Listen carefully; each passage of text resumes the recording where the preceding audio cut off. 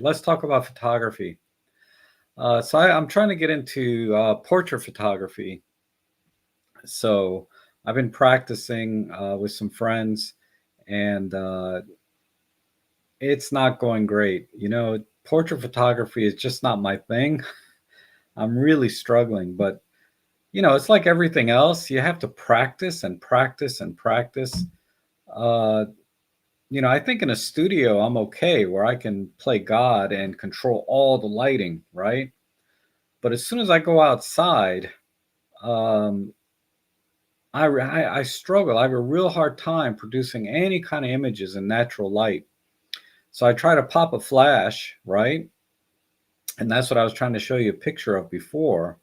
I was trying to pop that flash to get a little bit more light on the model, and it just it just didn't work out too well. So anyway, I see a question here.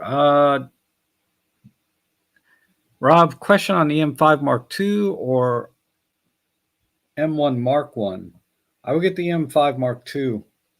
Um, there's a couple of things I can't recall exactly. There's a couple of things in the M1 Mark One that the EM5 Mark II can do.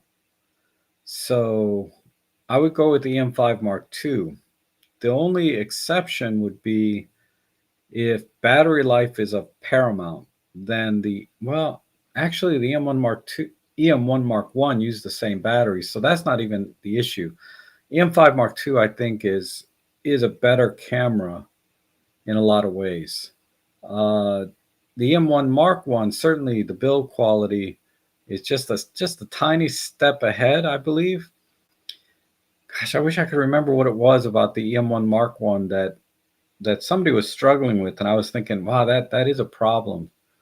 Uh, it'll come to me, but yeah, I would go with the M5 Mark II personally, and because they did a lot of upgrades to make it just a little better than the EM1 Mark One. The only thing I can't speak to, because I only own the EM5 Mark II, I've never owned the M1 Mark One. I don't know if the sports action stuff where the buffer performance might be better in the M1 Mark One. Typically, the Mark Ones are better with buffer performance. So if you need to fire off 10 or 20 shots, that could be an issue. Uh, but I think feature wise, you'll get everything in the M5 Mark II, plus a couple of things that I couldn't remember that even a firmware update wouldn't fix. Uh, so that would be my general advice. And I think you can probably find EM5 Mark IIs in better condition overall. A lot of them are out there, uh, at a lower price point or about the same, give or take. I mean, honestly, if you can, the EM1 Mark II, if you can stretch to get that one, because that it's going to be a couple $100 more, right? But it's worth every penny if you can step up to the Mark II. That would be my advice there. Um, let's see. Bob Finley says the M1 Mark One had rear dial problems. Yeah, I mean every camera, regardless of brand, make, model, all that, a lot of times you'll find some sort of issue that's gonna, it's gonna affect some people and they have to get it fixed. And then some people they never experience that problem, right? I can tell you the M5 Mark II, from what I understand, is notorious for the power switch not working, right? Which is kind of critical, right? That and the shutter button. If those two things don't work, you're kind of SOL. But I haven't experienced that issue, and many people that are on my all the viewers on my channels have never expressed that they've had an issue with that. The way I found out was through a forum. Somebody listed sort of was having a problem with it, and someone else kind of uh, reinforced that is a common problem on the M5 Mark II is the power switch being kind of flaky. So, how bad that is, or I don't know, but I can tell you I haven't had that issue. Uh, let's see. And then I thought I saw it. Dave Nelson says, "There's still money in portrait photography. I thought it was dead." No, no. Portrait photography, there's a couple of different genres, right? There's the typical corporate profile type stuff that I've done. I did okay. I'm not, if I did it again, I would change. The client was happy, but I wasn't happy with it.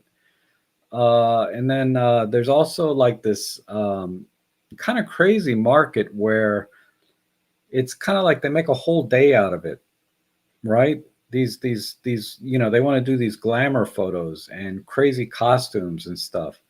And somebody will set this up where they make a whole day of it, where the ladies go to the spa, or then have lunch or brunch or mimosas, all the kind of stuff that you know ladies day out like to do, their spa day. And then they come in and they have a makeup artist and a costume designer or dresser, whatever. And then the photographer goes in and shoots all these glamour shots, and they get to take, order prints or whatever of these things. And so there's some market for that as well. That's not the direction I'm looking of going into myself. What I'd like to do is maybe potentially get into normal portrait photography, where families and individuals or couples want to get pictures of them, at their favorite park or location or whatever, and just have some nice pictures done. And is there money in that? Probably not. Is there enough business to make money in that? Again, probably not. But for me, it's more about learning the skill set and getting good at something. It's a very challenging area for me. So it's something that I want to try to learn how to do. And then if I can get a couple of jobs here and there for it, all the better.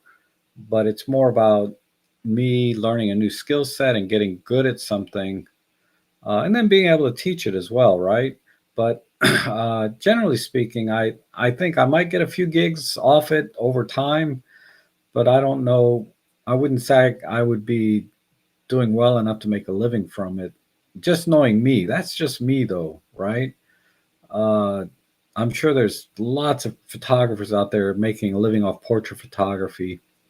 Certainly the very high end fashion type photographies like you see on the magazines or online, uh, the commercial type stuff, I'll never be that good. You know what I mean? I'll never get into that.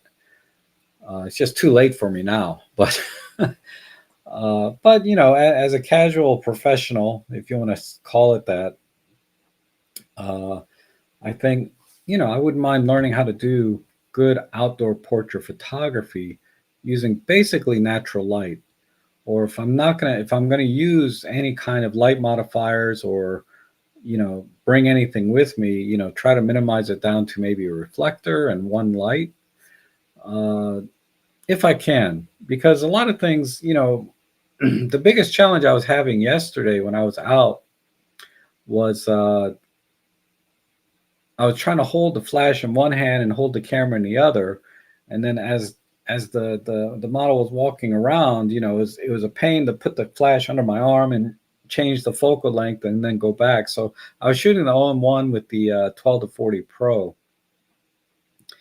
What I should have done is just put the 45 millimeter f1.8 if I was going to hand hold a flash, because then I wouldn't have to worry about zooming in and out. I could just focus on the composition of one focal length, right? Uh, because ultimately I only got one or two shots at the wide angles, and everything else was like, 40 millimeters, which, when I think back, I think to myself, I should have just stuck with the 45 and not bring the 12 to 40 zoom. Now, if I wasn't going to try and use flash at the same time, the 12 to 40 zoom makes a lot more sense, right? Because you can kind of recompose the shot just by zooming in and out a little bit. And, when you're out in the field, walking around in a park, for example, that kind of makes more sense. And that was my thinking before I left, was we're going to be shooting at different places in the park, and I'm going to be, I don't know exactly where I'm going to be standing relative to the model. So, uh, 12 to 40 Pro, and then I would just handhold the flash, but I didn't. I just, and this is what I mean. This is one of the most important things, actually. In if you want to go into professional photography, the most important thing really is workflow and smoothing out your workflow, because more important than gear and software and everything else. No matter what you use, Photoshop or Capture One or Olympus Workspace, you need to have a workflow down where you can deliver consistent results, right? So that that to me is the most important thing. And once I develop that workflow, like I have it down nailed for my commercial photography, like real estate and commercial properties. I really don't have any issues there. I can come in, go out in a shoot, bam, whiz through because I know exactly what to shoot, right? Even though I've never seen the property before, I my workflow is, and this is where experience comes in, is I can go to the property. I said, okay, I need a couple shots of the lobby, a couple shots of the parking lot, a couple shots of the reception area where most people will see the office, and then forget about the HVAC rooms unless it's been recently upgraded. So there's just a lot of things that when I go into a property, my mindset has a certain workflow of the kind of shots I'm going to take and how I'm going to take them. And then when I get them back, and exactly what settings I'm going to use. So I use the custom 1 and custom 2 on my camera. Sometimes I have 3 custom presets set up, custom modes on my camera when I go on site. And I use 2 of them most of the time, and then occasionally I'll need a third one. So I'll know what gear to bring, everything is workflow, so I can get in and out efficiently. And then when I come back, I have a workflow for loading the images onto my computer and processing them, right? So they go into DxO, they're exported from DxO with all the optical corrections, noise reduction, whatever, and then they're exported out to Lightroom, where in Lightroom I do my selections, and then from there I go into Photoshop and I do my blending, and then I go back into DxO usually to do additional perspective corrections. I mean, it sounds like a lot, but when you have a workflow, it goes very quickly. And so a lot of times this was my challenge when I went out in the field yesterday, holding a flash in one hand and a camera with a zoom lens on the other. You can't do 3 things at once. You can't take a picture, zoom, and flash all at once, right? I only have 2 hands. So this is where I ran into a problem, because I don't have a workflow for doing photography outdoors. And a lot of national parks, well, not a lot, all of the national parks here in the US, you cannot do professional photography. You cannot bring a set. You can't like set up light stands. I mean, you can't do any of that stuff here without a permit. And, you can kind of get away with doing stuff, if you don't get caught, right? I don't know how strictly they enforce it, especially at some parks where it's, there's just nobody there, right? But generally speaking, you can't set up things. So I need to be able to kind of work with minimal gear so it doesn't look, I don't attract a lot of attention. Because I've heard other photographers get approached by the ranger, saying that, what's going on here, blah, blah, blah.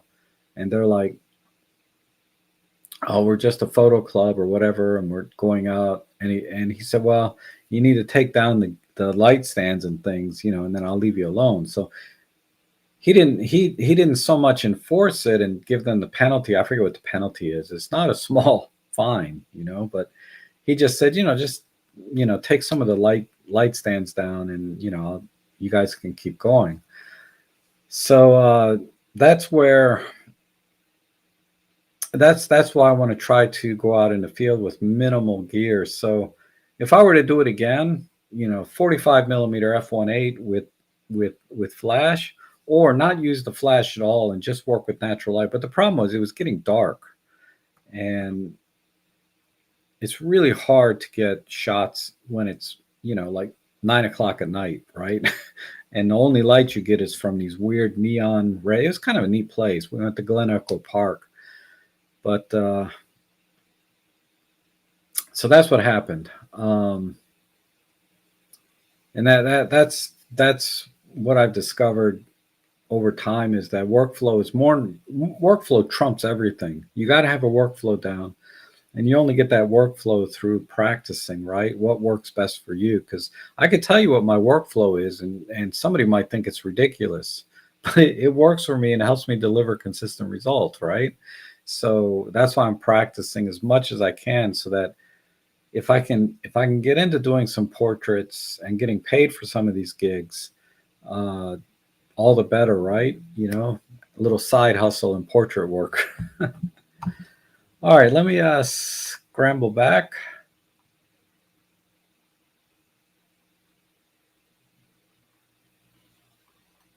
And I see John Truman is here. It's been a long time. I was wondering what happened to you. I haven't even seen you post pictures in the Flickr group recently.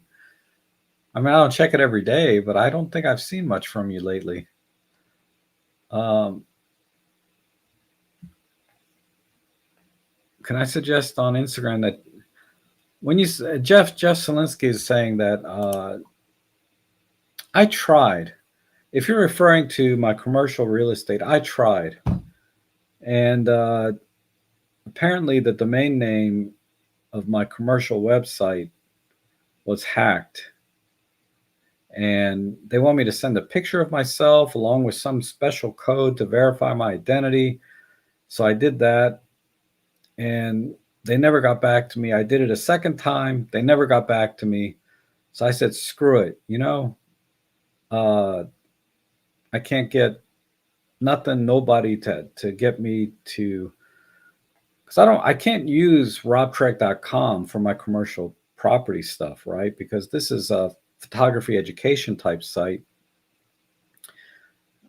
So I have another domain that I use for my commercial stuff, and uh, for whatever reason, I can't get an account on Instagram using that email address, with the domain name in it. So it's really frustrating me.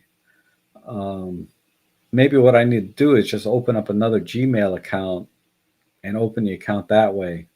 But that's just weird to me. I can't, this is what I mean about workflow. All of a sudden, I've had Gmail account, I got a domain name account, then I got a website.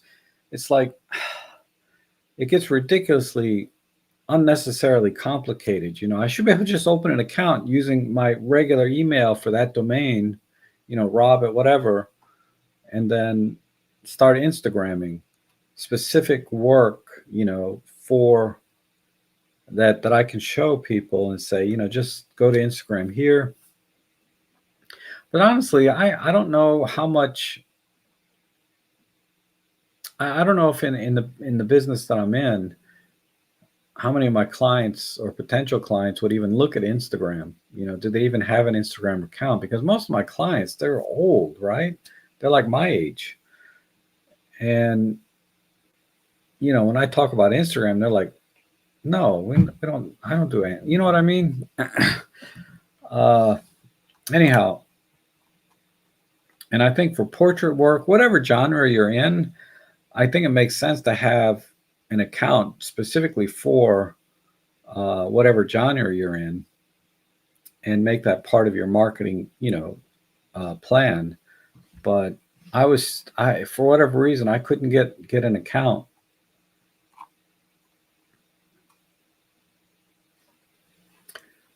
Oh, Surge, I don't know if it's the same. Oh, I'm sorry. Surge is yeah, it's not. Is the M5 Mark III the same as the M5 Mark II? No, it's not. It's totally different.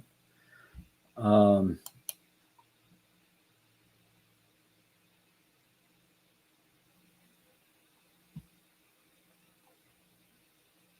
oh, Lassie's here. Good to see you. I'm just gonna try and catch up with some of the chat.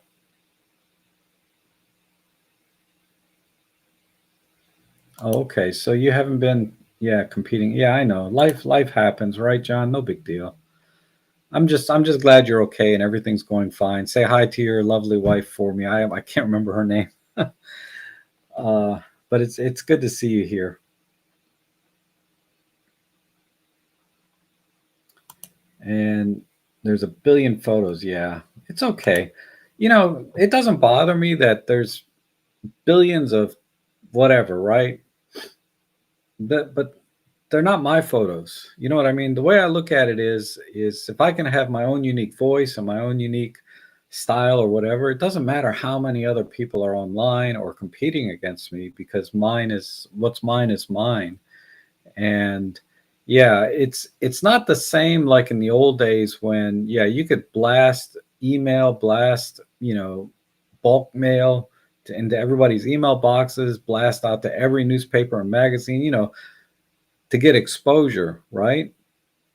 You spend a lot of money, but that used to work, but not so much anymore because everybody advertises online. So um, there's a lot of sources out there for paying for advertising and getting exposure. Google AdWords, for example, but and there's ad companies, but yeah, the Instagram is free, right? So that's why everybody's on Instagram and whatever else social media is out there uh, promoting their businesses because it doesn't cost anything and it can get a lot of traction.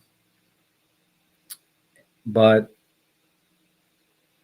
for me, you know, if I post something on Instagram, it's okay if there's a billion other photos in my mind because they're not mine. They're what's mine is mine, and I can show people specifically that what is mine and they can look at whatever else they want, but if they're looking for my kind of work or style, then they're not going to care about the other billion photos uploaded, right? I assume that's where you're going with that, Dave. If not, I'm sorry. But that's where I took it. uh Robert D. Donato tried TikTok. I ain't touching TikTok. That's true.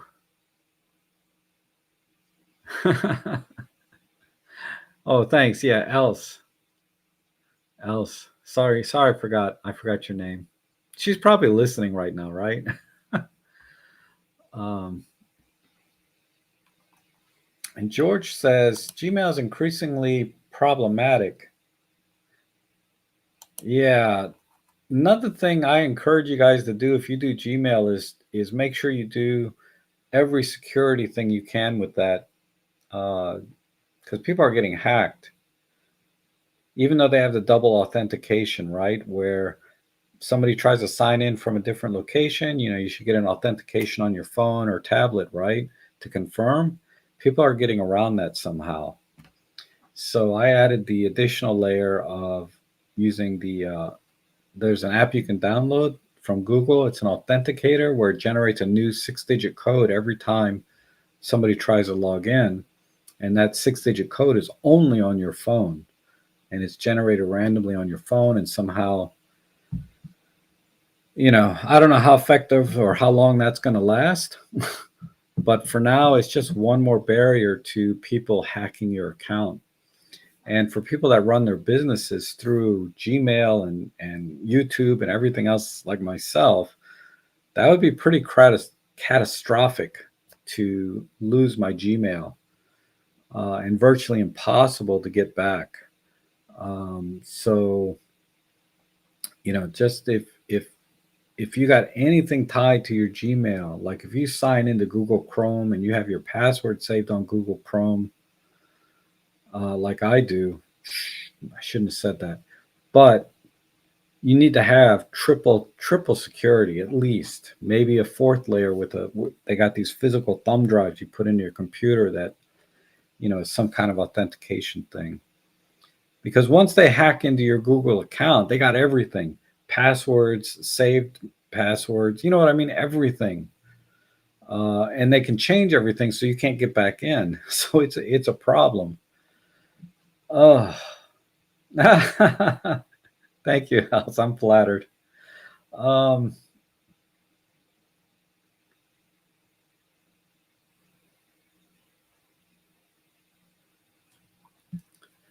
Let's see, and I'm not sure. I'm not sure if you finished this message or not. Whoops. Oh, this is new. Steve Wolf, how are you? Says I have EM1 Mark II and the EM5 Mark III, and I can't see any difference between the battery covers. Seriously?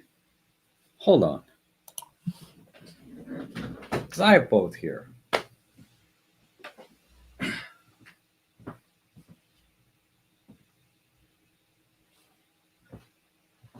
The reason I say they're different is because they use different batteries. How can two cameras that use different batteries have the same battery door? Where is here? There's this one.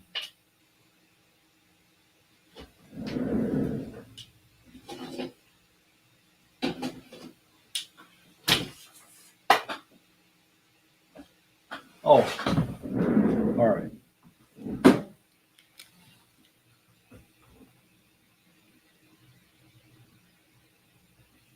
They do look exactly the same.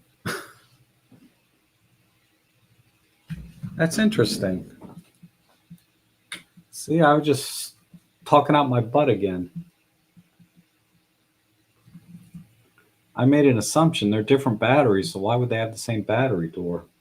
If I can get this thing off my mount here. I can't.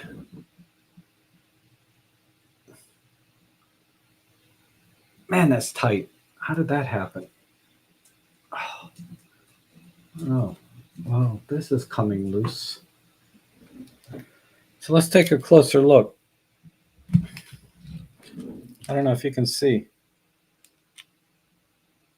The batteries, well, it won't focus, but they do look identical. How about underneath?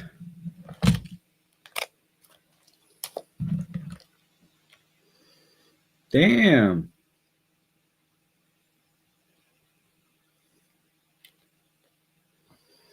They look identical to me.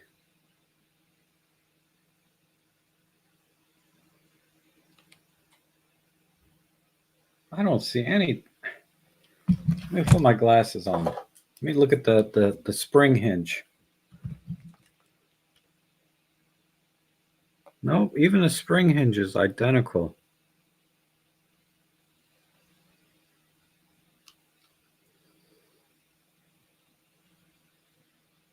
I don't know how to take the door out. It looks like it's two screws. Nope, it's different on this one.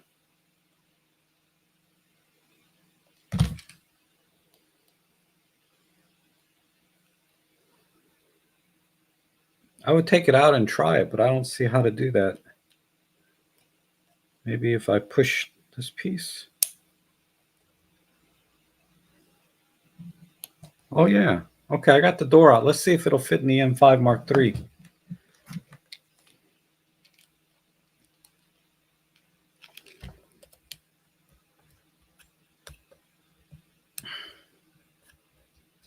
Come on. If I can get this out without poking me in the eye. Oh, you're going to make me take off my bracket. Almost got it. Come on. Come on. There you go.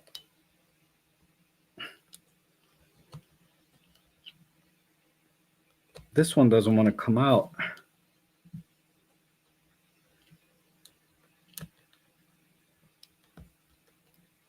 Something's different about this one. It doesn't want to come out. I need my Allen wrench.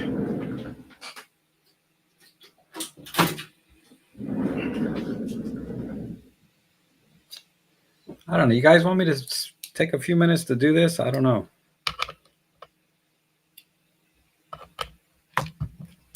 All right. All right. Okay, I got it out. Now, let's see if we can put the M5 Mark II in here. I got to take off my L bracket, though. Almost there. Moment of truth.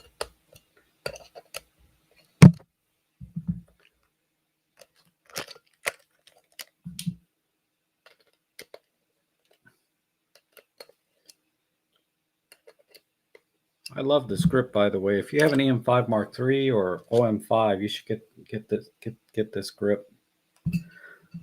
All right, so let's see if this fits in here. Oh wait, yeah, this is the EM5 Mark III.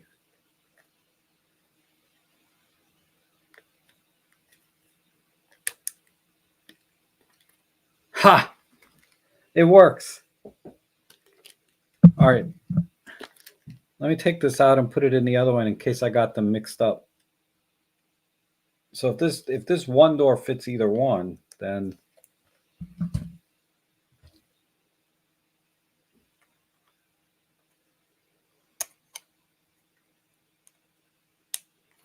come on.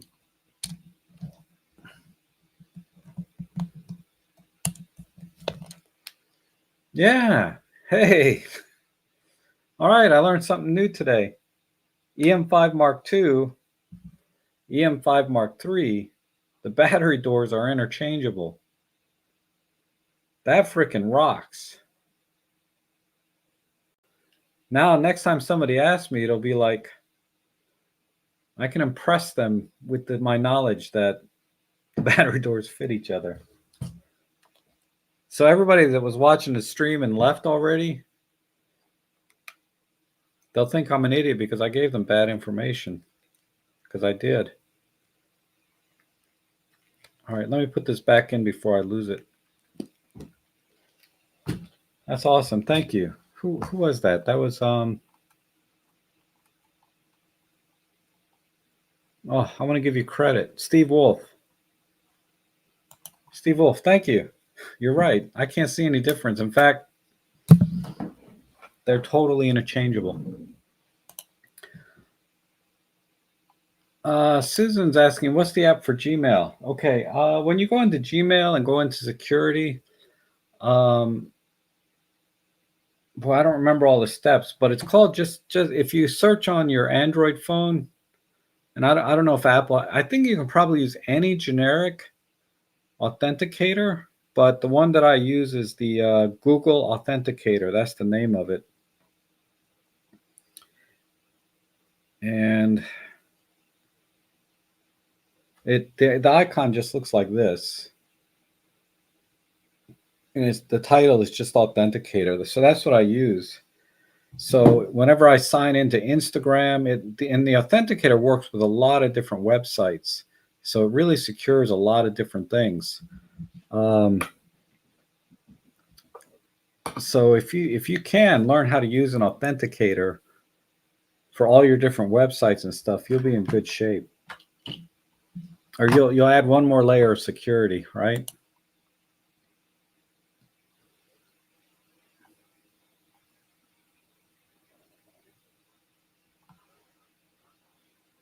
And doing a VPN makes sense. That's something I haven't tried yet. I have some question about the VPN companies themselves. Who are they? You know, it's like every time you add like another company into the mix, it's another company you have to worry about somebody hacking their security. So I'm trying to stay everything within Google. I don't know. You know, it's a mess. I wish all the hackers in the world would just take off 6 months so we could get some work done.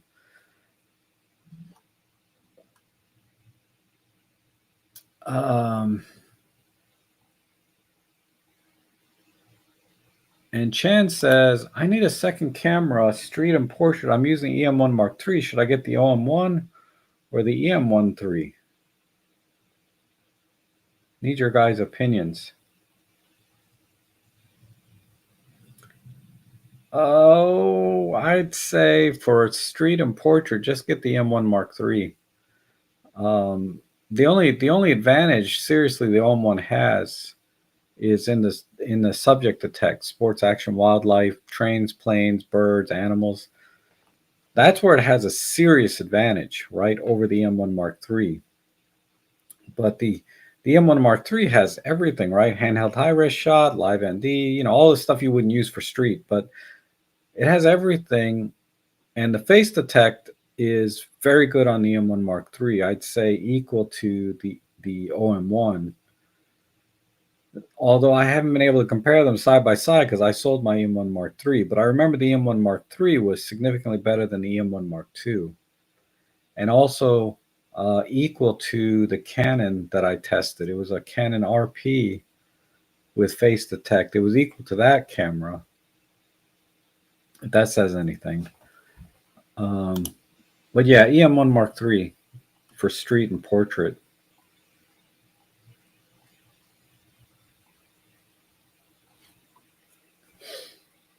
Um,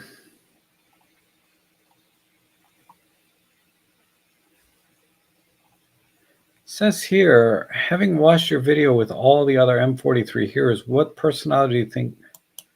What do I think personally is the future of M43? Gosh, after I buy a camera, I don't give it much thought. But because the camera fits what I need it to do and all that good stuff, right? So, and it should last me a few years. And if anything new comes out, I'll probably just buy it because I got gas for that kind of stuff. But uh, even if nothing new comes out for a few years, I should be good. So the future of any camera manufacturer is almost irrelevant to me if what I have now suits my needs for the next few foreseeable future, for the next few years. Now, let's say in 3 years, uh, I need to get another camera for whatever reason, and there's nothing available for Micro Four Thirds, right? Meaning, uh, I'm not going to be able to buy into a brand new Micro Four Thirds camera. Do I try to find a used one in good condition and continue on? Maybe, maybe not, right? That's that. At that point, I would think about maybe another switching to another brand for that so that I could buy a brand new camera, right, with all the latest and greatest. And that's how I kind of look at it. But or that's why I don't give it much thought, is because I'm always on this 3 to 5 year kind of timeline when I think about camera gear with respect to, do I need to switch systems? At this point, I just got the OM1 last year. I'm good for another 2 to 3 years, as far as I can see. That I'm set, right? I don't need to really consider another camera system unless I just want to toy with it and has, like, I was looking at a Canon R8 a couple weeks ago, but that wasn't for switching systems. That was just, I thought it was kind of a nice camera. It had, man, the grip on that R8 is amazing. But I decided not to. Despite I could have got a pretty decent deal altogether with trading in my other Canon camera. I have a Canon M50.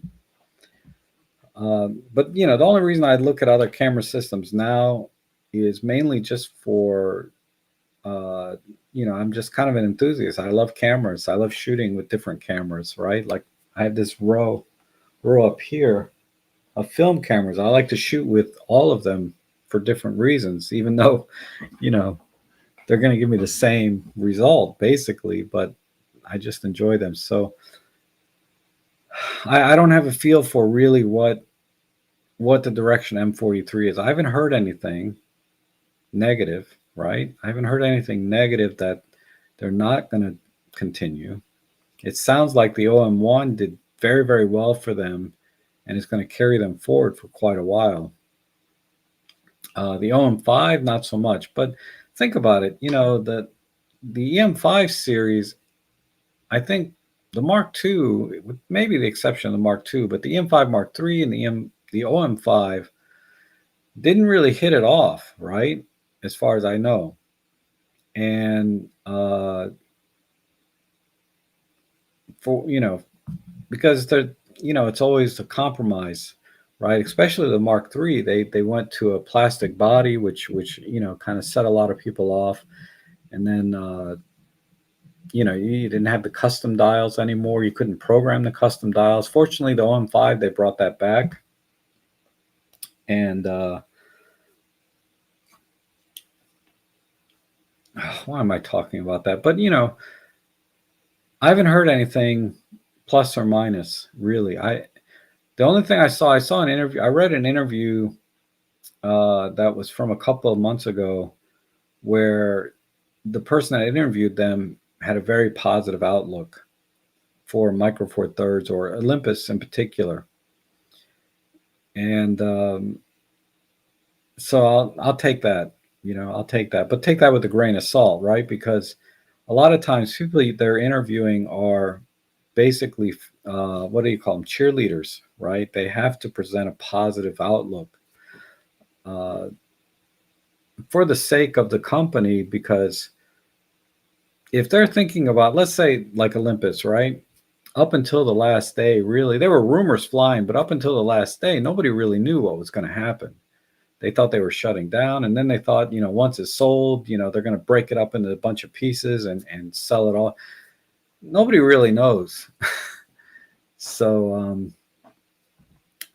I wouldn't put too much weight into it, because if they're thinking about selling a company, they will not. Then the cheerleaders are not going to say, or the CEO is not going to say, yeah, we're thinking about selling, because that's going to drive the value of the company way down. So they have to maintain this face that they are still at the top of their game, and they just want to, they're just changing gears, and they want to sell off their camera division, or sell their cameras, so that they can do this other thing. So they have to maintain this positive face so that they maintain the value of the company, so they can get as much as they can. Um, Short of bankruptcy, if they go into bankruptcy, then they don't care. You know what I mean? They just the lenders at that point take over and just take whatever money they can get. But if they're trying to actively sell a viable company, they're always going to put on the best face. So you can never really get a feel for, even from interviews that you see online, when they're talking to corporate executives from that company. Sometimes the people they're talking to don't even know that Olympus was thinking about selling. So I just, because I can't get reliable information from anywhere, nobody can. There's no way to really get a feel for what direction it's going. And the fact that we've only seen the OM1 and the OM5, right, isn't really an indicator either, right? I mean, I don't know. I'm sorry, I don't have a better answer.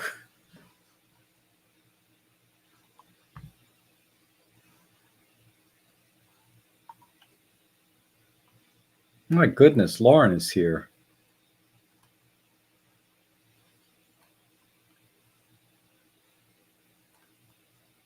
NordVPN. Okay. Oh, thank you, Dave.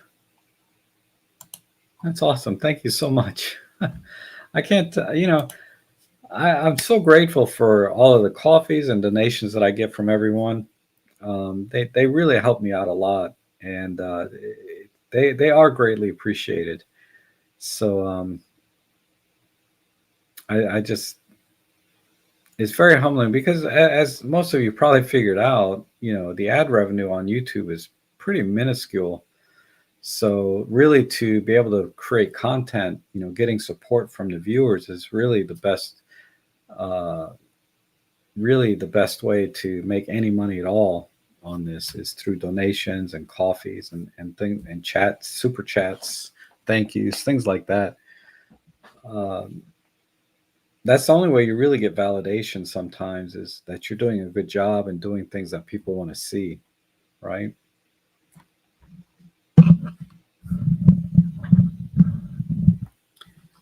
And Jeff says Sony keeps killing it. I don't know why. I really don't know why Sony's doing so well. Because every time I go, like I went to this event last week or the week before, where they had Sony, Canon, and Nikon all there, and I went there to look at the Canon R8, for example. And you know where everybody was in line? They were in line in the Nikon line. They were all lined up for Nikon. I guess because the Z8 just came out. Uh, but there was like one guy standing over there at, other than the sales rep, there was one potential person over there over at the Sony booth, and it was just me over at the Canon booth for a little while. Then one other lady came over, but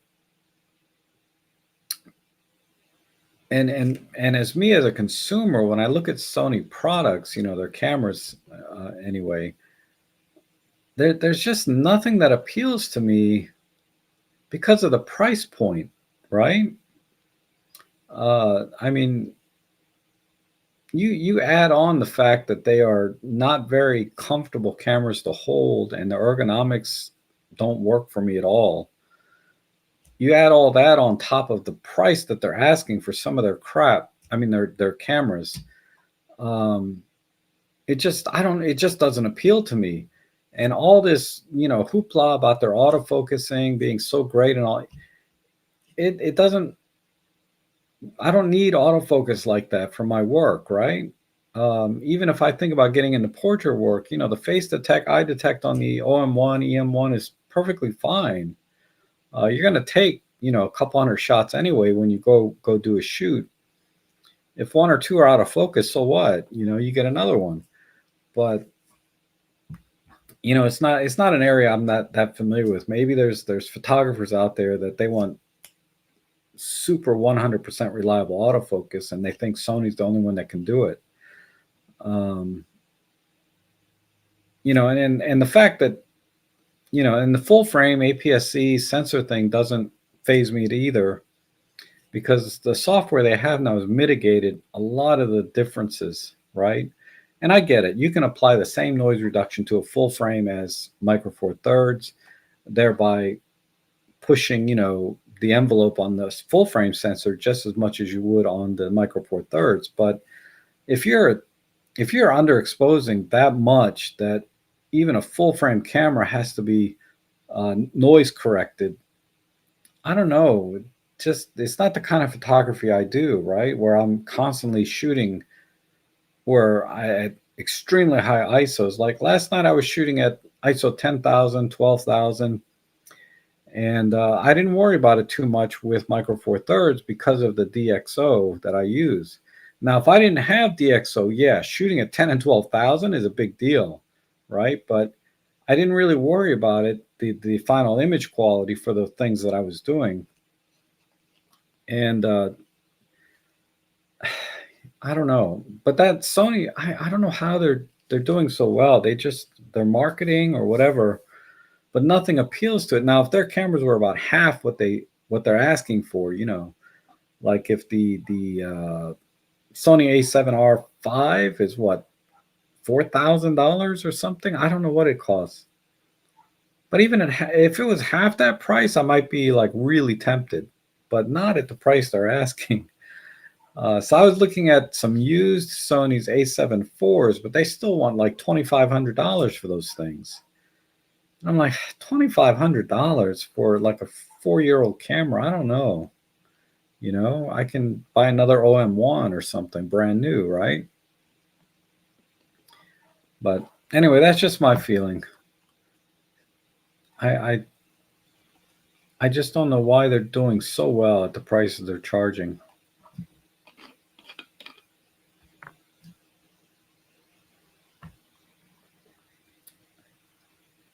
And it looks like hey, Lauren, I did look at your latest gallery.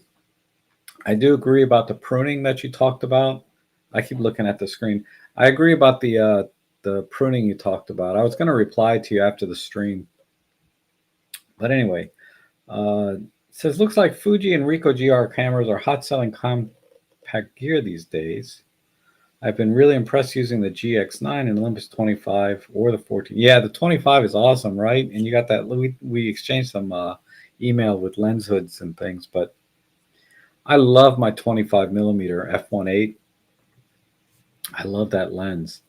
And I might do a short video because someone else asked me a question about best vlogging setup, and they have the 12 millimeter f2, which I don't have anymore, but um, I'm going to show them in that vlogging setup the 25 f1.8, right? You're not going to hand hold 25 millimeters, right?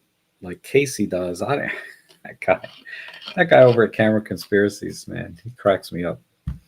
But 12 millimeter f2 is hand holdable, but you have to have pretty long arms or have just a slightly long selfie stick. But I might do that. But that's great. But anyway,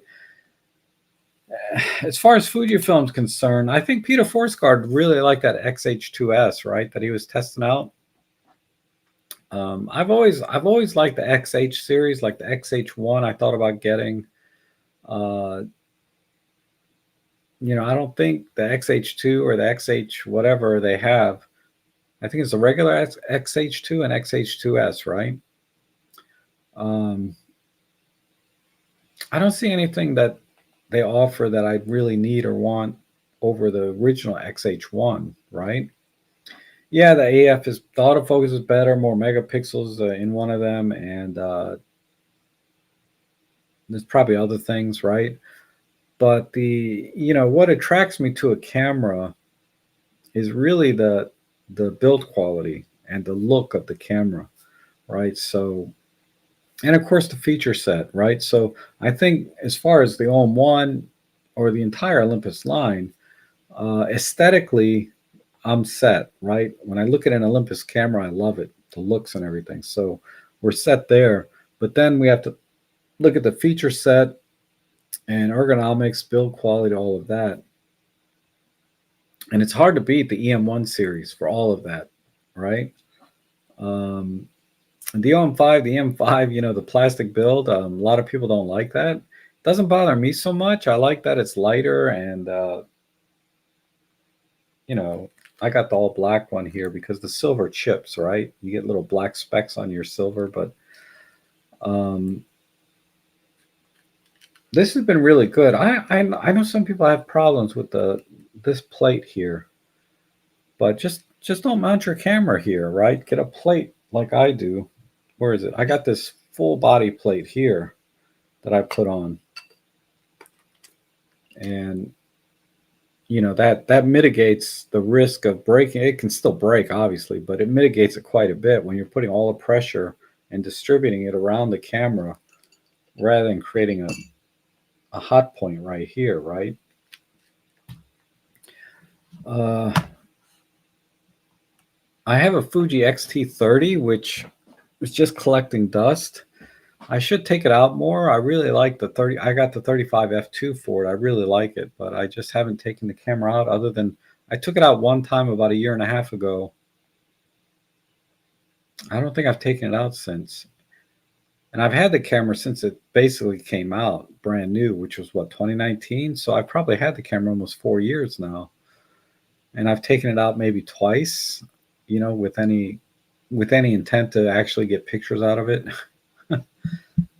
The GR, I kind of get the Ricoh GR. Maddie really likes his. He's got two, I think. Robin wasn't a big fan. I don't recall Peter ever reviewing the GR. He might soon, now that he's not really uh, not doing the OM system thing so much anymore. But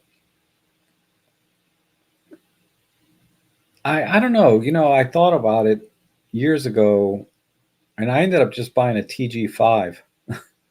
You know, uh, I I haven't taken the TG5 out in a while, but it's just as pocketable as the GR3, and it's an Olympus, right? And it's super durable.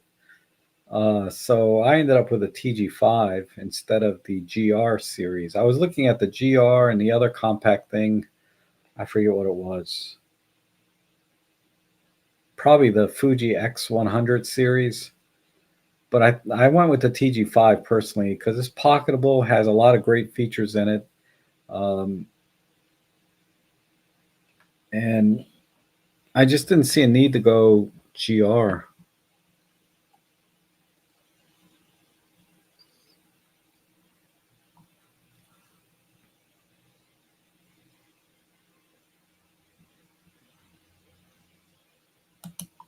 says here, for me, it's more about the small, lightweight gear. Yeah, make a pen F with a larger sensor, and I might be there. That would be nice, right? I mean, if they do put a larger sensor in the pen F without changing the overall size significantly, uh, that'll probably attract a lot of people. I think outside of the Micro Four Thirds universe. I mean, it wouldn't phase me one bit if another one came out with the same Micro Four Thirds sensor, but um, the market is just going full frame basically. If they made a full frame Pen F, wow, they would kill it, I think. But I don't know if they have the budget to be experimental like that, right? If they did, then everybody would have money to experiment. So it's kind of like, what's the saying about, the tide raises all the ships, right? So if everyone is doing well, everybody can do everything. And thank you so much, John. I really appreciate that.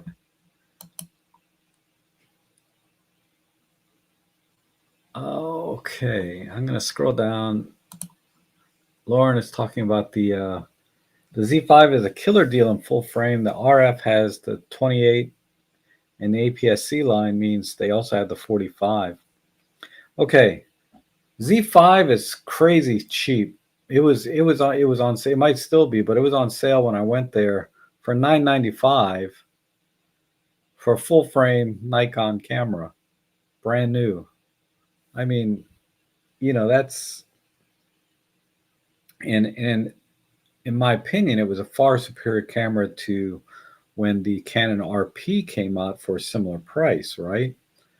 There was a time when you can get the Canon RP with a lens for like $999, but that was a few years ago.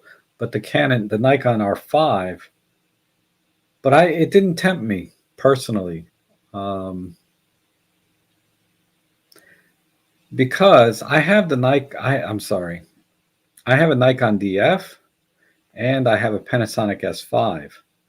So if I'm gonna get another full frame camera, it's got to be for something other than just being full frame, right?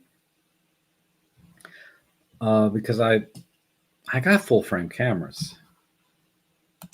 The you know so what attracted me to the R8 was the grip and the way that camera felt in my hand. Now there was a few other things I didn't like about it, but they were kind of minor things. They weren't the deal breaker things. But the grip, man, when I held that in my hand, it was just like holding the EM1 Mark III. The EM1 Mark III has an equally comfortable grip for my hands. The OM1, it's just a notch below, similar to what Robin Wong experienced, right? He didn't feel the OM1 was quite as comfortable as the EM1 Mark III, and I would agree with him on that. But when I use the OM1, I use it mostly on a tripod anyway, so that it's irrelevant. But if I were to buy another camera, it wouldn't be my work camera. It would be just for the sake of having one. And it would need to have a very comfortable grip. So there's a couple of things about the Canon. The Canon R8 was $1,500, no sale. It's just basically because it came out, right? But you can get a Canon R8, and they had the 50 millimeter f1.8 on sale for $99. A prime. So you can get those two things for $1,600. I mean, that's a smoking good deal for quality full frame system, right? That it's comfortable in my hands. And then I have my M50. I could have got like $300 for, and they were adding like an extra $100 on top of that. So I could have got the Canon R8 with the 50 millimeter f1.8 for like, I don't know, 1,200 bucks. I was so close, and then I said, you know what? It's going to sit on the shelf just like my M50 is, even though it's really comfortable to hold. And I'm not going to buy into their whole lens system, and I'm not switching systems. I just love my Micro Four Thirds. There's nothing about full frame that would add to my professional or personal work. So I decided not to. If Black Friday comes along and they have it for $500 off, plus I can trade in my other camera and all of that, and now we're talking like less than $1,000, maybe I'll get into an R8, and then it will be one of those cameras that sit in my dry box here until I feel like taking it out for something. But that's the thing about the Canon stuff is their prime lenses. They have a lot of, not a lot, but they have a few very affordable primes. They're 35, they're 50. I guess their 28 is pretty affordable. I'm not sure about their 85. I didn't, I'm not thinking about it. I'm thinking about it like as a walk around street camera is what was my thinking at the time. So I would have been content with the 50. The 35 was on sale for like 400, but it was knocked down again at this particular event. So it was very, very tempting. And a lot of people shoot Canon. So when I'm trying to help people, like in the photo club and stuff, I fumble a lot when I'm on the Canon camera. And when somebody from has an Olympus camera comes over to me, I'm like, bang, bang, right? I got it. But when people walk up to me with their Canon or Nikon, not Nikon so much, I've kind of got that, but yeah, Canon, great menus and all that aside, I fumble with it. It's like yesterday I could not for the life of me figure out why I could not get silent high speed shutter working on a friend of mine's Canon camera. It should work. High speed silent shutter, but they were grayed out on the screen for whatever reason, and I can't figure out why.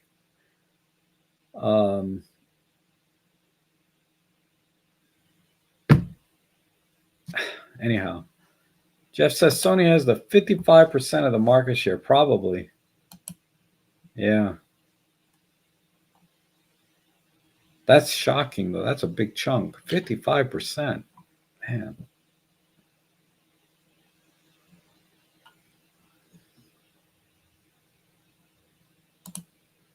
Do I find no, it's too small.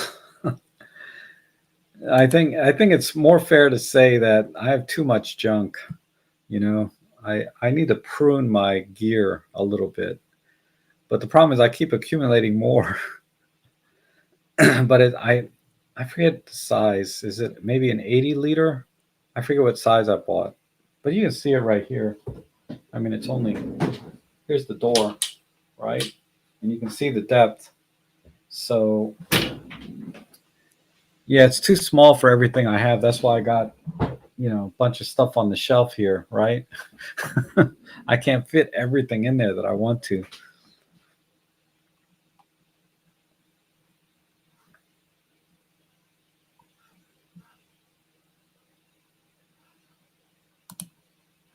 And Sony has great dynamic range. They are the main sensor company. The menu looks a mess. Yeah, you get used to anything as far as menus go, but it's really their pricing. It's just so much money. Oh my God. Like what is it? Their R7 is $1,500. The R10 is $1,000. Those are their APS-C ones. I might as well get a Fuji. I'd rather have a Fuji. I like that. I like the Fuji XS10 because that's got normal dials and everything, stuff that I'm used to. I'm not a big fan of the separate shutter speed, aperture, all that. I mean, I get it. It some people really like that, but I ended up not liking it so much. I prefer the standard PASM mode dial, shutter aperture dials, things like that. So if because that crossed my mind also. Do I just trade in my XT30 and my Canon M50 and get me like an XS10, right? And then I'd only have to maybe shell out $400 or $500 if I do that. But then I thought to myself, I hardly shoot the XT30. Why would I shoot an XS10? I had to think about it. So I probably wouldn't shoot the XS10 any more than I shot the XS30. So why do it?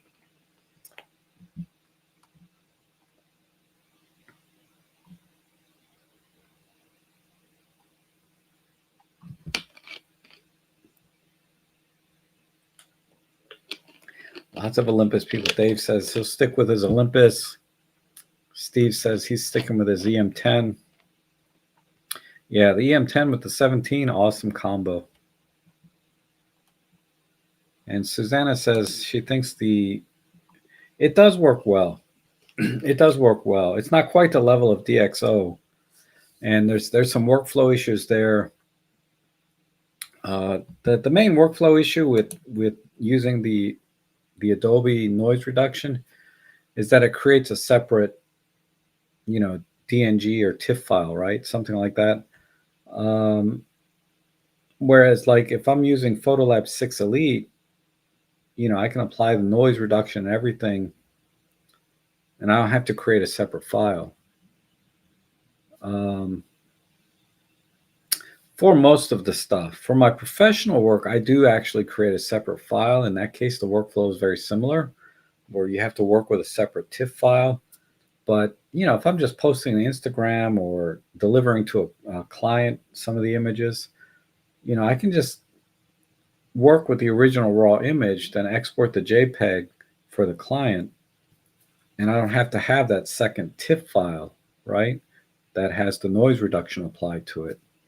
So that's the only difference. That may or may not be enough reason to switch over and start using Photolab 6, but that's the one thing I found in workflow, and the reason I don't use it, because for the kind of professional work that I deliver, it's good enough. I can't tell the difference between DxO and Adobe's Lightroom noise reduction for the stuff that I actually deliver, but the workflow is very different.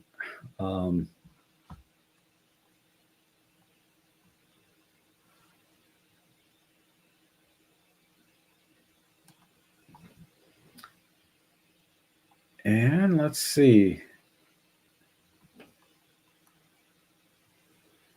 The Sigma Art Contemporary Series lens is beyond popular here, really. I shot up Sigma Art lenses when I had my Nikon gear. Those things were so heavy, and I don't think much has changed. The lenses I see coming from Sigma are still big and heavy. But the problem I had with the Sigma lenses, on two of them, it was primarily the size and weight. It was just too big and heavy. I had the 50 f1.4, and I had the 24 to 105, I think it was, f4. And then I had the 18 to 51.8, right? And the problem I had really was I was not getting good autofocus out of them. I would get the confirmation beep, and then I get home and look at it, they were out of focus. And this is back when, I was using a DSLR. I had an optical viewfinder, so I didn't get that instant live view or preview that I could look at. I'd have to look at the back of the screen. And it looked fine on the back of the screen to my dying eyes, but when I got home on the computer, it was like, how did that miss focus? Why? And it was a consistent problem with my Sigma lenses. So I got rid of them all, and I only shoot Nikon glass on all my cameras now. All my Nikon cameras, I should say. But some of my Olympus with the adapter. Yeah, that G7 is super lightweight, isn't it? I mean, it's just basically a little plastic box about this big, right? But that thing is they still sell that thing like crazy. I mean, if they didn't sell like crazy, they wouldn't be still at Best Buy or wherever I can find it,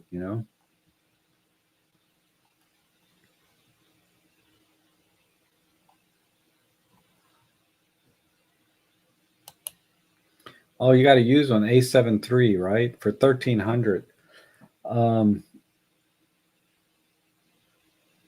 That's a great deal. That's what, maybe $1,400 here, US. But I don't know. I probably still feel like I don't know what a Sony A7 III sells for around here.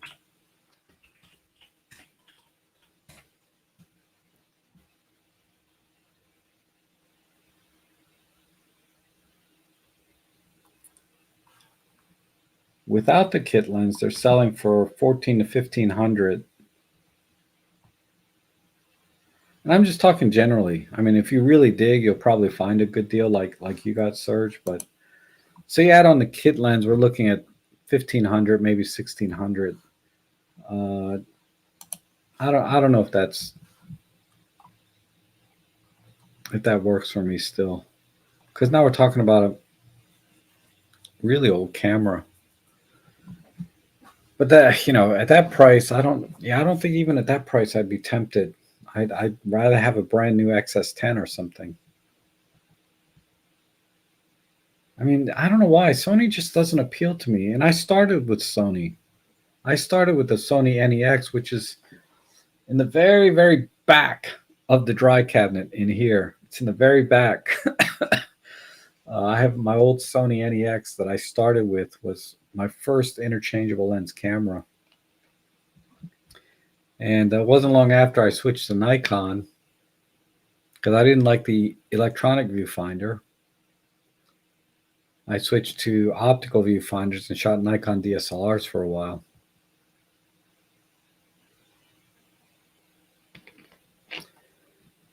Ooh, AJ's asking, is the Pen F door the same? I seriously doubt the Pen F door is, but I'm not gonna make any assumptions. I'm just gonna look. Where's my Pen F?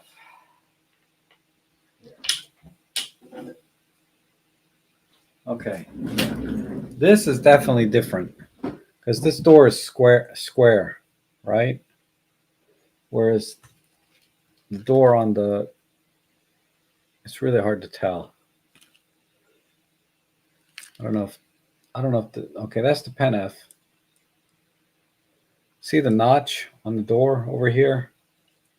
They're totally different. Even the switch is different. So yeah, Pen F is totally different. So I made a stupid assumption, different battery, different door. That's not the case. Same battery, same door is not the case either. I don't know why I said that.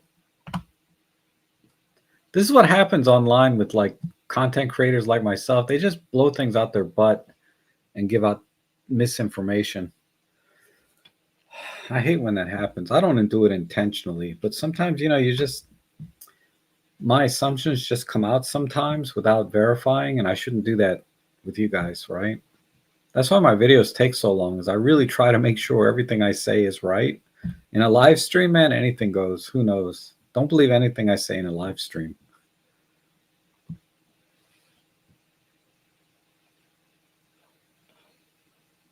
Oh, you think the reason people like Sony so much is the reason people pay for Crocs? I don't even know what Crocs are.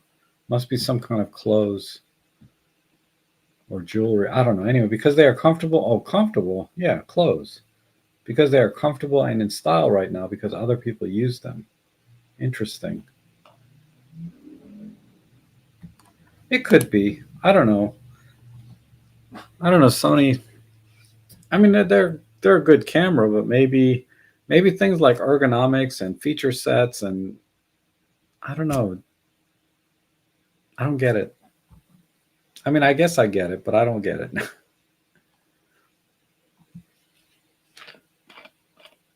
Oh yeah, you're gonna compare. Serge is gonna compare his Sony with. I forget what you were shooting before. I know it was Micro Four Thirds, but I can't remember which camera. Um, there'll be a difference. I mean, when I shoot with my Nikon DF, which is a 16 megapixel full frame from 10 years ago, the image quality is amazing, and I can see the difference even against a modern day Micro Four Thirds. My Panasonic S5, clearly, when I shoot with that is clearly superior in image quality to anything I've ever done with my Olympus. But we're talking about like just straight out of camera type stuff, right? After a little bit of processing, and I'm not talking about high ISO stuff. I'm talking about base ISO images. A base ISO S5 image is better than a base ISO image from my OM1. You know what I mean? I can quantify it if you want. If I did some testing, it has this dynamic range and all that. But when I just look at them on my screen, I'm like, wow, that's nice. Nicer than what I got with my own one. But with just a little bit of minor processing, and then export them out for, Instagram or deliver to a client, there's no difference at all, perceptible difference uh, in the final output or final delivered product. So that's why I never bother really shooting with any of my full frame gear or APS-C gear, because I have a couple of those. Um, I just don't see that much of a difference. And if I was shooting in high ISO, low light all the time, it would depend on what I'm shooting. But then I might consider dragging the full frame camera out. Uh, and again, it would depend on what I'm shooting, right? Because not everything, even though it's high ISO, needs to be full frame. There's a lot of things you can shoot at high ISO with a micro four thirds, and it's irrelevant that there's more noise in the image, and it it's hard to explain. But yeah, it's rare that I take out my full frame cameras because I think it has better image quality, because it really doesn't in the end, in my opinion. But straight out of camera, yeah, you're going to see a difference, Serge. The image quality from a full frame sensor is definitely superior in almost every measurable way. But then ultimately, is it the camera you want to take with you every day and use it's all that stuff, right?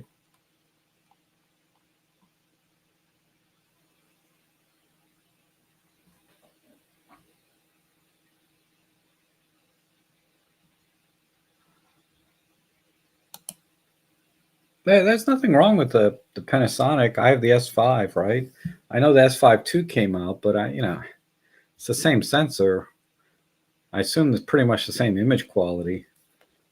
Uh, I just don't take it out. There's nothing wrong with it, though. Gas got you. I know what you mean.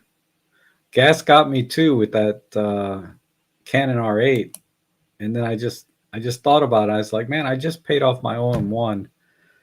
Ugh, why do I want to rack up my credit card again? So I invested in some other things that made more sense other than camera gear. Uh, Actually, I got this new watch. What do you guys think? Um, this is like another stupid hobby of, not a hobby, but I like when I see a nice watch. Sometimes I get gas on a watch, and I just like this dual because most chronograph watches have three dials on them. This one just has two, and I just like the look of that. It's a copy of the Hamilton. I think Hamilton makes the authentic one, or makes a really nice mechanical chronograph watch. I don't know if I can. Yeah, there. I don't know how close I can get with the kit lens.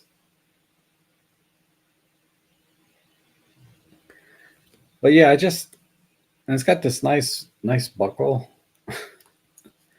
So I bought this. This was only $60 though. It wasn't $1,500 like the Hamilton watch. Uh, I mean, money no object. I would rather have the Hamilton, right? A full mechanical. Sugras makes a mechanical chronograph that's similar to this, but I just didn't. The style was just a slightly different, right? So I was like, you know what? I got this for $60 on sale. I figured this will be a good everyday watch now. I'm not used to putting this buckle on. It's a little tricky. But this will be like an everyday camera. This is my everyday watch now.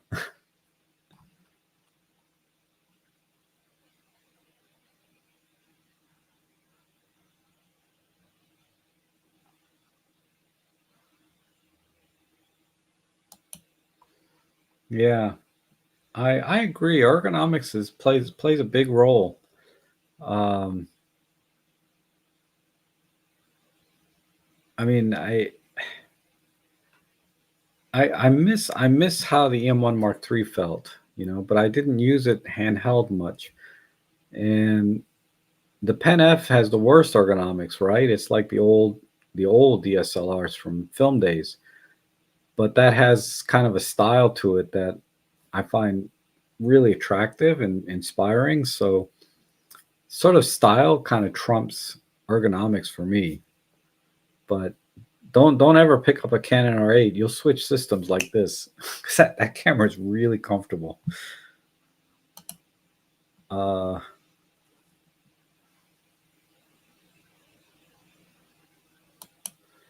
yeah, I tried the Canon R10 because they had that on sale with a kit lens for like 899, and I could trade in my M50 and I pay like 600. But it just didn't feel good in my hands, so I said, screw it. I'll just keep my M50 because I can get a 33 f1.8 or 1.4 for like 300 bucks for my M50, and image quality is the same, give or take, right?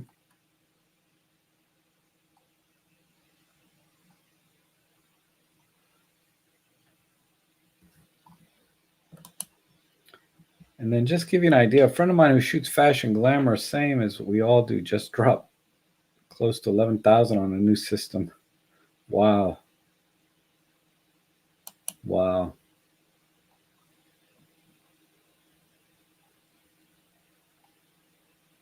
I mean, that's really nothing when it comes to camera gear, though, right?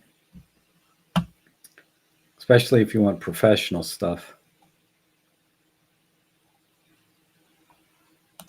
And John Matthews is asking, is noise different at base ISO? Same between the S5 and OM1 after DxO processing? Yeah, it is different. Uh, well, let me say this: processing the OM1 with DxO makes it equal at base ISO, right? Makes it equal to the S5, even after the S5 is processed. The S5 files almost don't need any processing up to ISO 800. I mean, they're so clean. Uh, and I would imagine it's the same for all the other 24 megapixel full frame cameras. They're so clean, you don't need to process really. But yeah, even at base ISO, I would say after processing, they're exactly the same. It, I could not, I would not be able to tell a difference in a blind test, you know.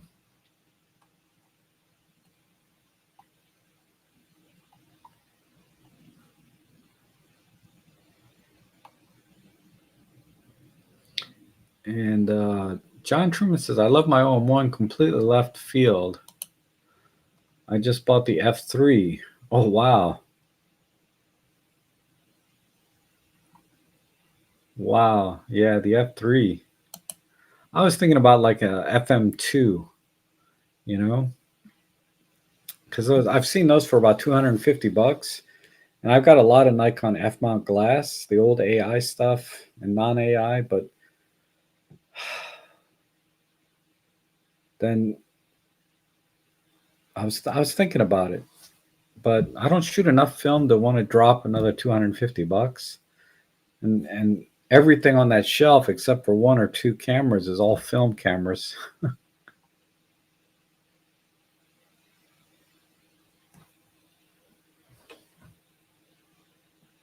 I think the F3 is the one with the red stripe in the front, right, and the removable prism.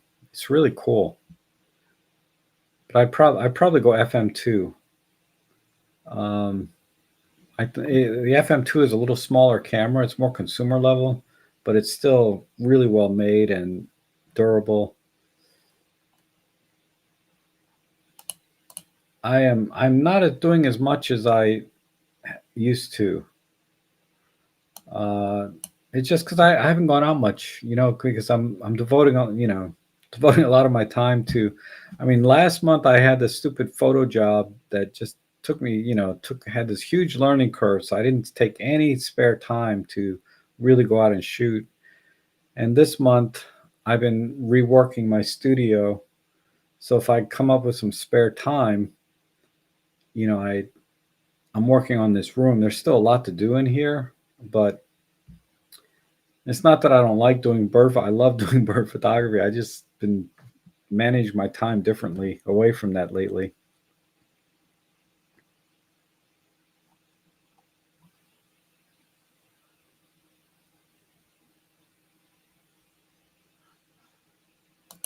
Yes, the FM2 goes to 1/4000. I don't think you need to get the N version. I forget what the N stands for, but it's virtually identical to the FM2.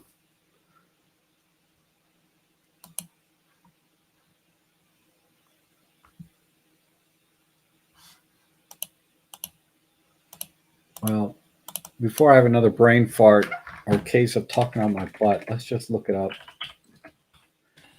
Nikon FM2. You were saying specifically for the N. Uh, yeah, 4,000. So 1/4000 on the FM2N.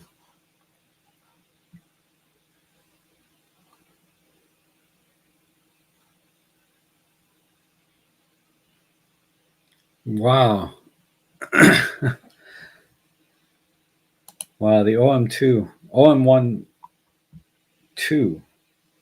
Interesting. I have the original OM1. I don't think I have the version 2 though.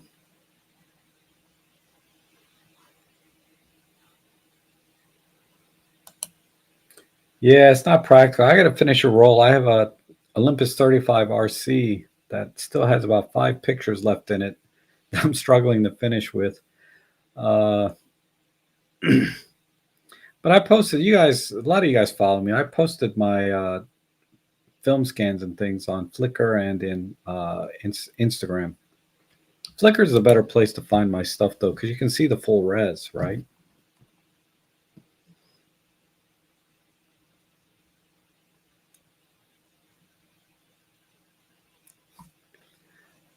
It's the F3 high eye point camera. Okay, yeah. I think they developed a high eye point for people that wear glasses, but I think functionally it's identical to the one that doesn't say HP on it. You know, high point. Um, but that removable viewfinder, that's really cool, isn't it? I should say removable prism, and then the little eyepiece or viewfinders inside. The only problem I have with some of my film cameras, I really like the split prism focusing. Uh, that is a little bit more definitive for me when I'm looking through because my eyes aren't that great when I'm looking through there. So trying to figure out if something's in focus or not without the split prism has been hard for me. I get close enough with, just shooting at f8 most of the time, but anyhow.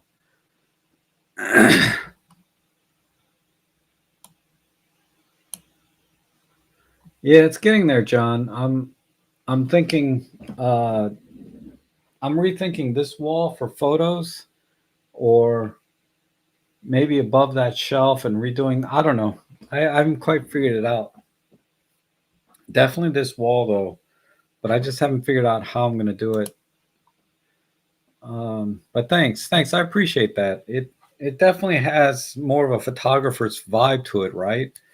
Because let me tell you, all these years I've been doing a green screen, and then you saw this year I got rid of the green screen and I just had that stupid white wall behind me.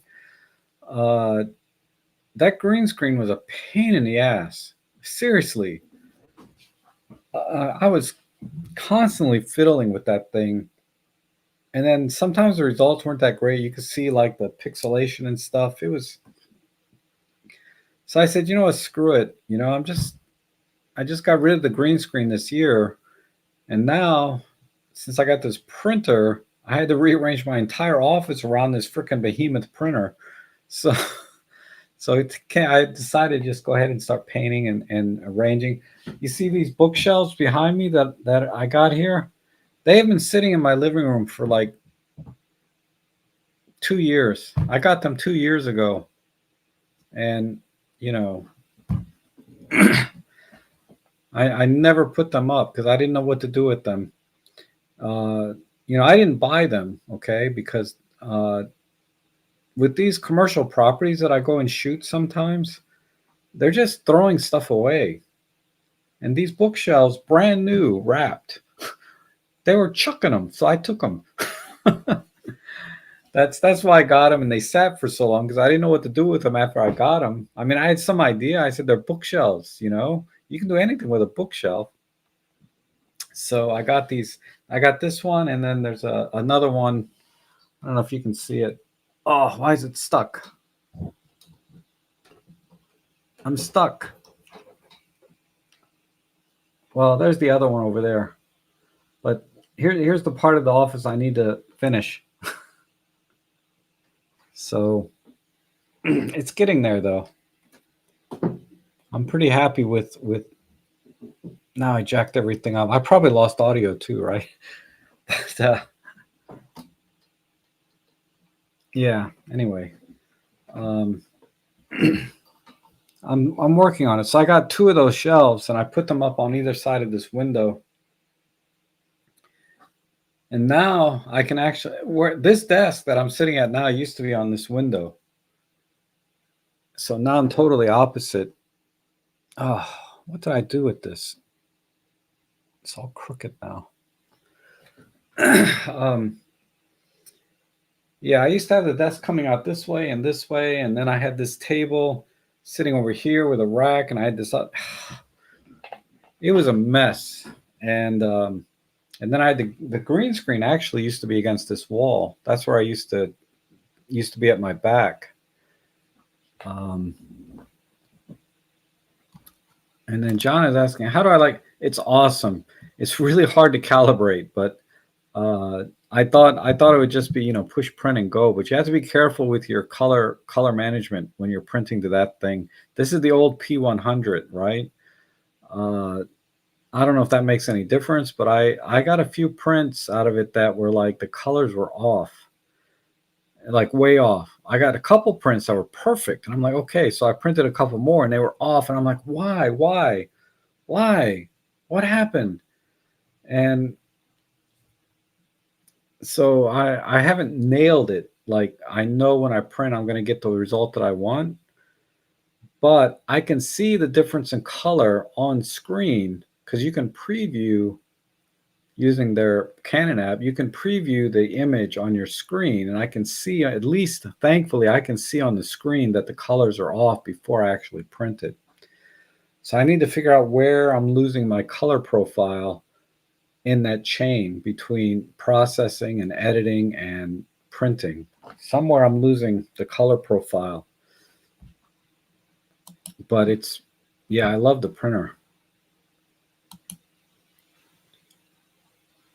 Oh yeah, the Eco Tank. That's why my office printer, the white one next to the Canon, that's an Eco Tank. I bought that thing over a year ago, and I still haven't changed the cartridges. I'm still on the same ink, and they're half full still. And I'm not printing any more or less than I did before when I had my normal inkjet. My normal inkjet printer that I had for about 9 years finally gave out. So that's why I bought this one. But I was replacing ink all the freaking time in that thing. But this thing, never.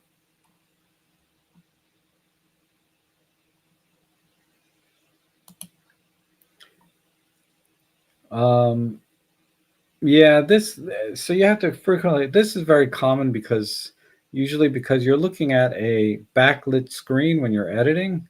So the images are brighter on your screen always than they are on print, because the print you're looking at reflective light where the light is not quite as strong. So that's why you see in a lot of museums and art galleries, they have lights shining right on the print because the prints are dark if they didn't shine like a spotlight right on it.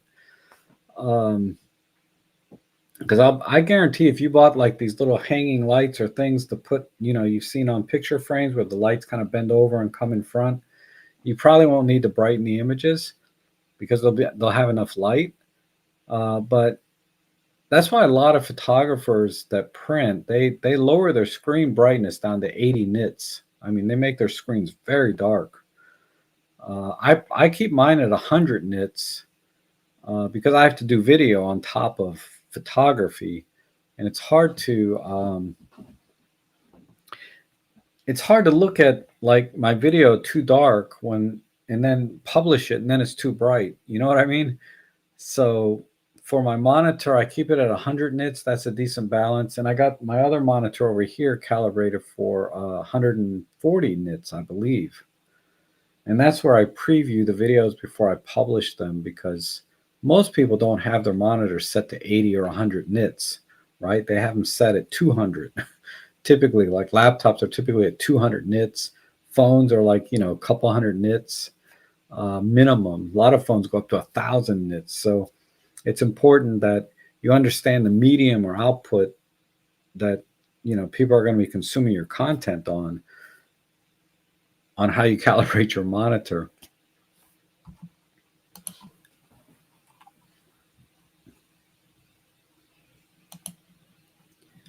Uh, I don't know. I haven't had the printer long enough to say. I know on my old Epson I did because if I didn't print on it for like a month or two, I had to run print head cleaning things and stuff. On the Eco Tank, I only print like a couple of times a week, and that's more than enough to keep the heads clean. So for the Canon, I'm going to try and print at least once a week or twice a month. But we'll see. We'll see if I actually do that. But that's my plan. I've only had the printer like I think maybe a month now, and it's getting plenty of use, right? But yeah, I don't know. And the ink is freaking expensive, and I'm not going to buy generic ink for this. There is a company that supposedly makes really good refillable like ink you can use to refill, but if I start printing enough to where I have to buy refillable ink, I'll do that. But for now, I can just buy. I have to see how long this set of cartridges last and the next set, and then I'll make a decision if I want to switch. But right now, I'm getting perfect colors, perfect prints.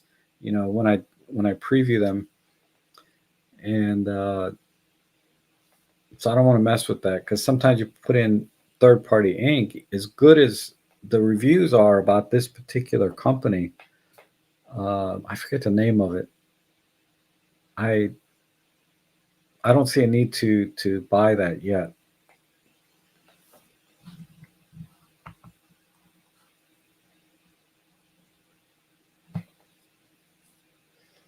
Well, Bob Finley says his Canon printers never had a problem, but they waste a lot of ink. I've heard that too. I've heard the Canon printers use a lot of ink because every time you turn the thing on, it runs a cleaning cycle, something like that. For whatever reasons, I heard the Canons use a lot of ink. But if they never clog, that's a fair trade-off, right? Because I had an Epson wide format printer and I didn't print on it for like a year. I could not get the print heads clean. I tried everything. I couldn't do it.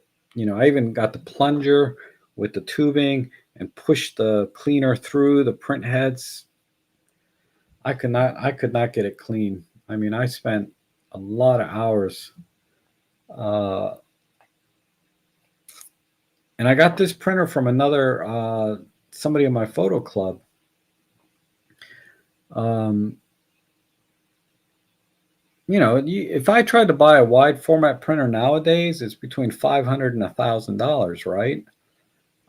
For a photo quality wide format printer, you can buy like office quality wide printers for less, but a photo quality wide printer is 500 to $1,000.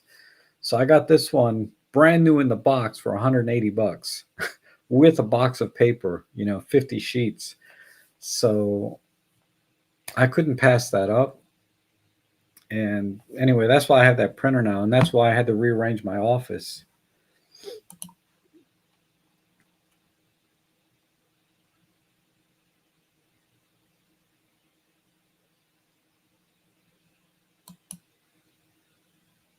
Yeah, John has experience with the Canon printers too. This particular, the P100, and it's probably true for a lot of the Canon printers, it uses a thermal inkjet head versus the Epsons use a piezo. I don't know how to pronounce it. They use a different type of ink printing technology. So supposedly you get finer ink droplets with the Epsons than you do with the Canons. In theory, you get better resolution out of the Epsons. Uh, and the piezos should last forever, whereas the thermal print heads, like in the Canon, eventually you're going to have to replace the thermal print head because they just burn out, right? It's heat. And you can replace the thermal print heads on this printer, but you might as well buy another printer for the cost of that thermal print head. So I don't know how long they last. I assume probably it'll outlast its actual usefulness to me, but uh, if you're doing, if it's in a production or in a shop where it's printing all the time, it might make sense to replace the thermal print heads when they burn out. But for me, I'll probably never reach that level.